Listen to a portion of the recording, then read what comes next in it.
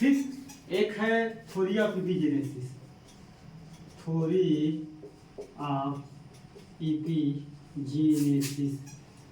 ठीक, इपिजेनेसिस, theory of इपिजेनेसिस 1785 के आसपास में दिया था सी एफ वॉल्फ। ठीक, सी एफ वॉल्फ का कहना यह था कि बेसिकली इसका सिंपल सा कहना था कि जो स्पर्म और ओवम है, पहला बिंदु में कहा गया था कि जो स्पर्म है प्लस ओवम है, ठीक, स्पर्म माता से ओवम ओवम माता से स्पर्म फादर से, तो दोनों से आता है, तो यह कण नहीं है कहा गया था। और हम कनकी सिद्धांत में क्या क्या पढ़े थे, यह कण है, यह कण नहीं है बोला था। और सेकंड बात में इसलिए कहा गया था कि बेसिकली अगर स्पर्म और ओवम से अगर कोई अंग का अगर मान लीजिए निर्माण हो रहा है, ठीक, तो स्पर्म प्लस ओवम से अगर कोई अंग कोई है ना, कोई अंग का निर्माण हो रहा है तो वह शुरुआती अवस्था में सरलतम रहेगा और समय के अनुसार उसमें कॉम्प्लेक्स आते रहेगा, मतलब जटिलता आता रहेगा। तो वह अंग शुरुआती अवस्था में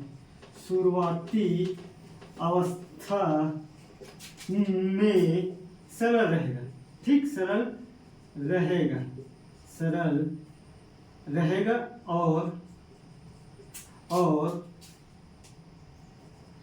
बाद में कॉम्प्लेक्स होगा। कॉम्प्लेक्स मतलब थोड़ा जटिलता आएगा, उस जटिलता होगा, ठीक। तो और देख, थ्योरी ऑफ इपिजेनेसिस का मतलब क्या है कि जो स्पर्म और ओवम है ये कोई कण नहीं है, ये एक प्रकार का सेल का समूह है, और इसी सेल के समूह से अगर कोई अंग का अगर मान लो जाए निर्माण हो रहा है, तो शुरुआती अवस्था में वह बेसिकली एक सरल रहेगा और सरल के बाद में ये जटिलता की ओर जाएगा। जैसे कि हम ह्यूमन शुरू में क्या थे, हम बंदर से कहाँ आए, चिंपैंजी, भालू, दुनियादारी में, फिर आज इंसान है, आज कॉम्प्लेक्स हो गए ना, आज जटिलता हो गए। तो थ्योरी ऑफ इपिजेनेसिस का मतलब यही है, इसी चीज को बताना चाह रहा था थ्योरी ऑफ इपिजेनेसिस, और इसी पर इसका हाइपोथेसिस है और इस सर्वमान्य है। आज के डेट में तो यही है ना कि किसी भी जीव का अगर मान लो जाए अगर विकास देखेंगे तो भाई शुरू में तो एकदम सामान्य रहता है, सरल रहता है, वह जीव सरल रहता है, बाद में तो ही कॉम्प्लेक्स आता है ना उसके अंदर। हम भी तो ह्यूमन वाले चिंपांजी थे, बंदर से पहले हम कोई माइक्रो ऑर्गेनिज्म रहेंगे, कोई माइक्रो ऑर्गेनिज्म से पहले हम कुछ और कोई रहे होंगे, कीड़ा मकोड़ा जो भी चीज। बाकी आज पूरा ह्यूमन बॉडी आ गए, आज हमारे अंदर कितना कॉम्प्लेक्स है, कितना छोटा छोटा ऑर्गन है, सारी चीज के बारे में तो आप सोचो ना भाई। तो उसी चीज को बोल रहे हैं थ्योरी ऑफ इपिजेनेसिस। इसके बाद आता है थ्योरी ऑफ एक्वायर्ड कैरेक्टर, ठीक।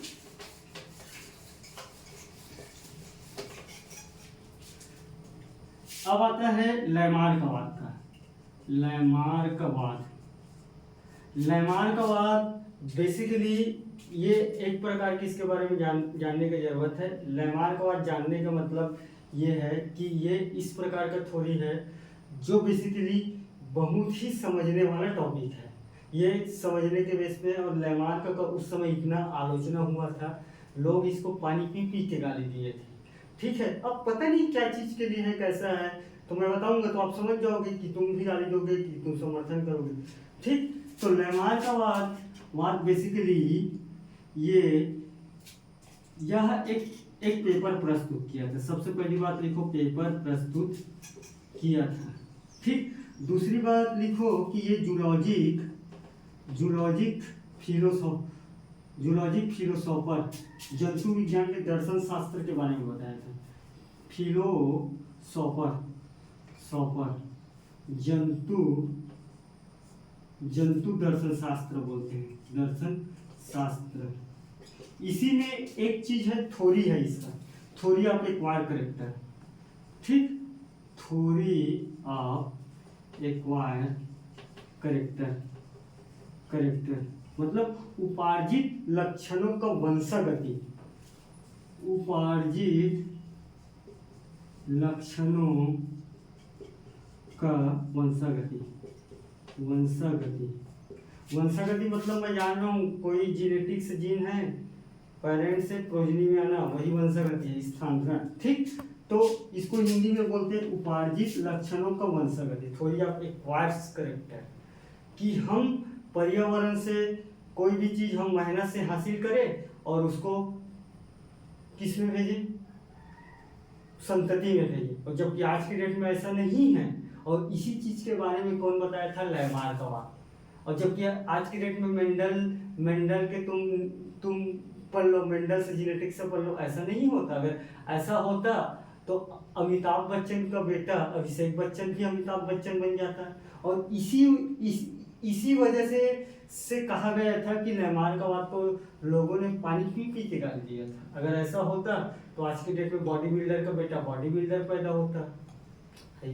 2-3 बातों में अच्छा कहा गया था। इसका जो लास्ट बात था ना, जो विभिन्नताएं आता है, और वह विभिन्नताएं बेसिकली कोई मेहनत से पा रहे हैं और उसको अपने प्रोजनी में देते हैं करके। जबकि ऐसा नहीं होता। अगर कोई सचिन तेंदुलकर का बेटा अगर सचिन तेंदुलकर बनना चाहता है तो फिर अगर ये लैमार्कवा फिर सत्य हो जाता है, ऐसा तो नहीं है। सचिन तेंदुलकर तो सचिन तेंदुलकर है, तो वो मेहनत से हासिल करेगा तो कैसे उस मेहनत को पाया वाला चीज को कैसे दे देगा, वो ट्रांसफर नहीं दे सकता। ये तो आज की जेनेटिक्स में भी है। अगर ऐसा होता तो दूध वाले का बेटा ही दूध बेचता, उसके अंदर का जो कैरेक्टर रहता वो उसी के अंदर जाता है। तो ये लैमार्कवा का आलोचक लोग कहते थे कि तुम ऐसा बोलोगे तो कैसे चलेगा। 2-3 लक्षण ये अच्छा बताया है, तो इसका प्रमुख बिंदु को देखते हैं। ठीक, सामान्य बात लिख लोगे, कॉन्सेप्ट समझ आया, लैमार्कवा क्या है। ठीक, जो मैं बोला हूँ समझ पा रहे हो ना। पहला बिंदु कहा गया है कि बेसिकली हमारा जो पर्यावरण है वह पर्यावरण हमेशा परिवर्तनशील है। सबसे पहली बात तो ये कहा है, पर्यावरण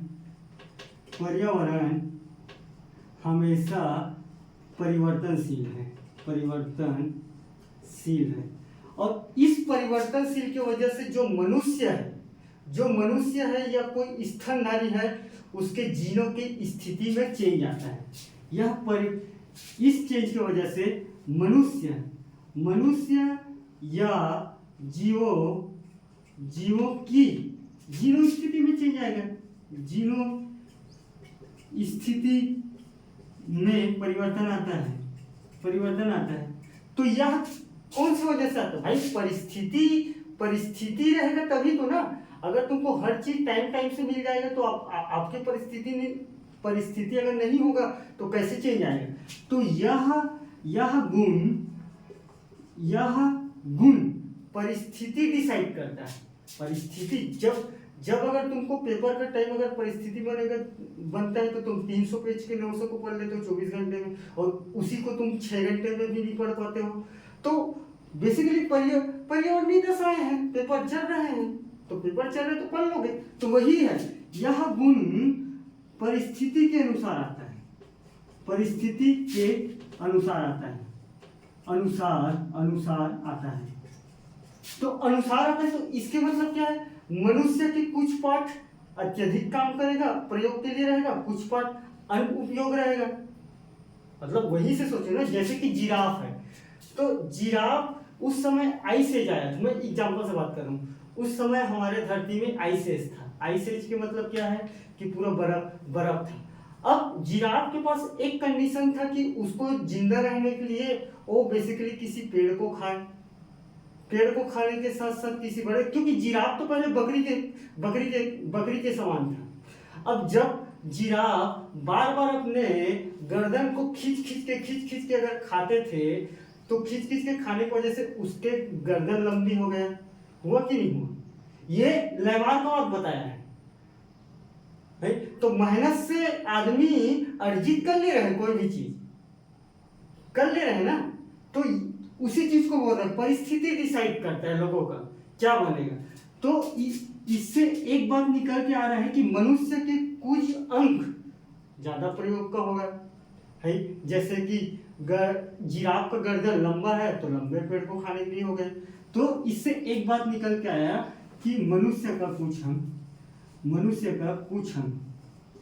कुछ अंग ये सारी थोड़ी यहाँ पर एक्वायर करेक्टर का है ना, ये सारी बता रहा हूँ। मनुष्य का कुछ अंग ज्यादा प्रयोग रहेगा और कुछ अंग अप्रयोग रहेगा, कुछ अंग अप्रयोग रहेगा। जैसे कि सांप को परिस्थिति बना होगा, सांप अगर मान लो जाए आई से चाया होगा तो सांप का तो पहले पैर पाया जाता था, पंजा पाया जाता था, तो सांप हमेशा इधर उधर खोदते हुए जाता था। अब भाई सांप को लगा होगा कि यार इधर उधर जाने में पैर बहुत दिक्कत कर रहे हैं, तो उसको बिल में घुसते उसका पैर समाप्त हो गया। और ये बेसिकली एक पीढ़ी में नहीं होता, ये हजारों लाखों पीढ़ी में चलते हुए परिवर्तन आता है, मतलब कंटिन्यूअस आता है। ऐसे नहीं कि अचानक से आ गए, अचानक से नहीं होता है। ठीक, तो यहाँ तक तो लेमार्क का बात बिल्कुल सही कहा है। मनुष्य पर्यावरण हमेशा परिवर्तनशील है और इस परिवर्तनशील के अनुसार मनुष्य जीवों की जीनोम भूमिका में परिवर्तन होता है और यह गुण बेसिकली मनुष्य की कुछ अंग ज्यादा काम करता है, या मनुष्य मत लिखो कोई जीव, ठीक, और कुछ अंग कम कार्य करते हैं। ये तो बहुत अच्छा बात कह गए थे, तो सामान्य बात है। ठीक, यहाँ तक गाली नहीं खाया था। और दूसरा बिंदु में बेसिकली जो लेमार्क का बात कहा गया था कि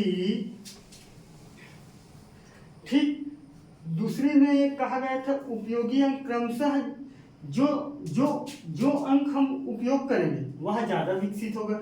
जैसे जिराफ के मान लो जाए अगर कोई गर्दन बड़ा है तो वह अंग ज्यादा उपयोग होगा। दूसरा बिंदु में कहा गया था कि जो अंग किसी भी जीव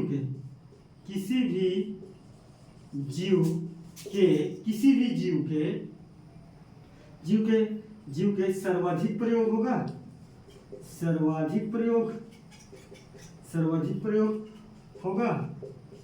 तो वह ज्यादा विकसित होगा।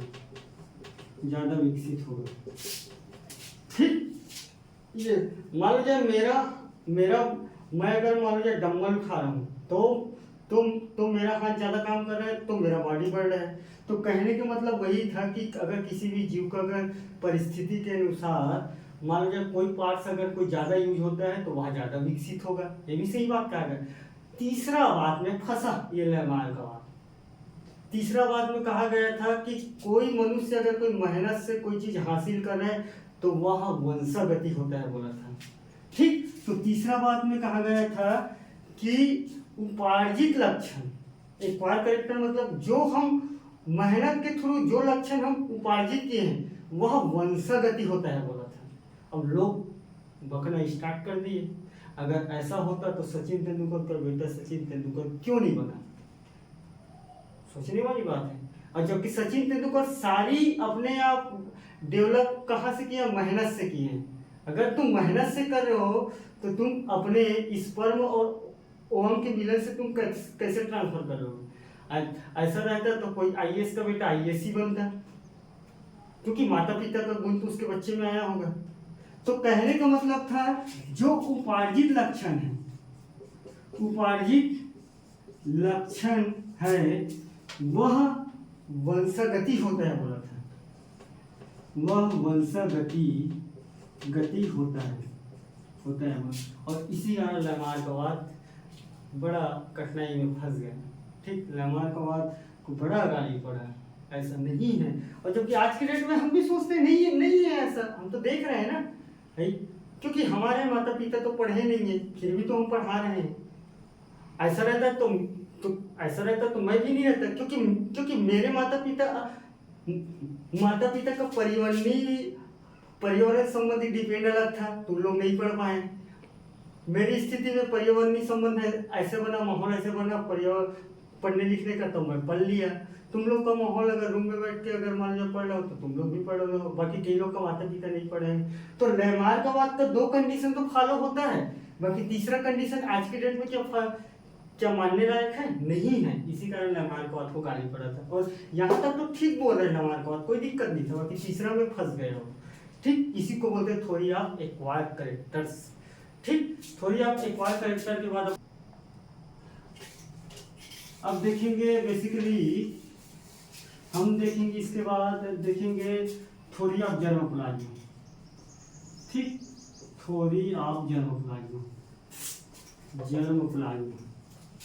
ठीक, थ्योरी ऑफ जर्मोप्लाज्म देखेंगे।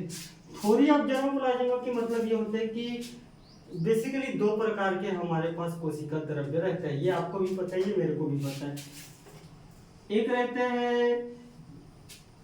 रहता है basically germ cell, germ cell, प्रजनक कोशिका, प्रजनक कोशिका। ठीक, एक रहता है सोमेटिक सेल जिसको बोलते हैं कायिक कोशिका, सोमेटिक सेल, सोमेटिक सेल से कायिक कोशिका, कायिक कोशिका। ठीक, तो सोमेटिक सेल की मतलब वह सेल जो मरने के बाद मर जाता है, जैसे कि ये चमड़ी मरने के बाद मर जाएगा, कहाँ जाएगा और कोई काम नहीं। प्रजनक सेल, स्पर्म ओवम वाला कंडीशन। ठीक है, बात समझ में आ गए। और जर्म सेल बेसिकली अगर थ्योरी ऑफ जर्मोप्लाज्म का अगर मैं सिंपल सा फंडा अगर बताऊं तो अगर माना जाए अगर स्पर्म और ओवम में अगर कोई मान लो जर्म सेल में अगर कोई परिवर्तन आ रहे हैं तो आने वाले प्रोजनी में परिवर्तन आएगा। इसी चीज को बताया था जर्मोप्लाज्म। ठीक है, बाकी इस सेल में कोई दिक्कत नहीं, हमको यहाँ तक का कोई दिक्कत नहीं। बाकी अगर मान लो जाए अगर जर्म सेल अगर कोई किसी कारणवश इस पर अगर कोई प्रभाव पड़ रहे हैं तो आने वाले संतति में भी प्रभाव पड़ेगा, उसी को बोलते हैं थ्योरी ऑफ जर्मोप्लाज्म। है बहुत सारा, बाकी मैं तुमको डायरेक्ट इफेक्ट इसी कारण बता रहा हूँ क्योंकि 4-5 थ्योरी मैं बताया हूँ, तो तुमको सिर्फ मेन चीज लिखना है 3 लाइन। तो आप यहाँ डायरेक्ट लिख लेना कि जर्मोप्लाज्म। ठीक, जर्म या प्रजनक सेल में, प्रजनक सेल प्रजनक कोशिका या सेल में किसी कारणवश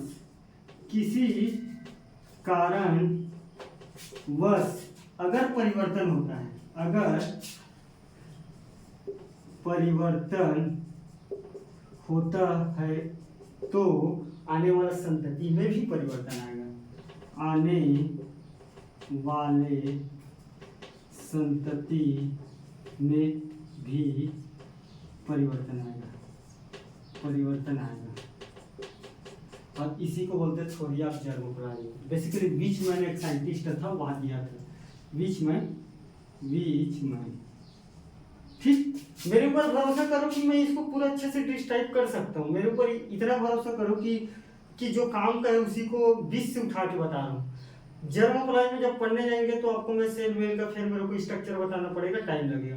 आप सिंपल से अगर आएगा तो आप सीधा लिख देना थ्योरी ऑफ जर्मोप्लाज्म क्या है। जो प्रजनक सेल रहते हैं अगर उसमें किसी कारणवश अगर मान लो जाए परिवर्तन होता है तो आने वाला संतति में, क्योंकि जर्म सेल का मतलब क्या है 23, ये जर्म सेल है, 23 स्पर्म दोनों में। अगर जो सेल हमारे संतति में जा रहे हैं और जो संतति में जो चीज जाएगा जिससे बच्चे का निर्माण होगा, और वही सेल अगर मान लो जाए वही सेल में अगर परिवर्तन है तो भाई आने वाले संतति में भी परिवर्तन होगा कि नहीं होगा। और इससे पहले मैं बताया था कि कौन सा बताया, लैमार्कवाद। और लैमार्कवाद में क्या मतलब क्या कहा गया था, उपार्जित लक्षण भी वंशागति होता है।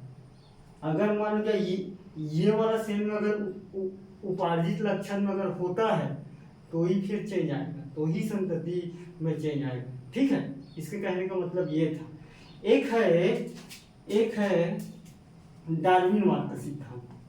ठीक, नहीं डार्विनवाद का सिद्धांत को रहने देते हैं क्योंकि डार्विनवाद का सिद्धांत क्या है, कई सारे सेक्टर को जोड़ के बनाना पड़ेगा। मेरे ऊपर विश्वास करो, मैं डार्विनवाद को पढ़ाने में 1 घंटा लगता है, 10 मिनट में नहीं होता। अगर डार्विनवाद का सिंपल से अगर मान लीजिए मैं 2 लाइन में अगर बताना चाहूँ, डार्विनवाद हाइपोथेसिस,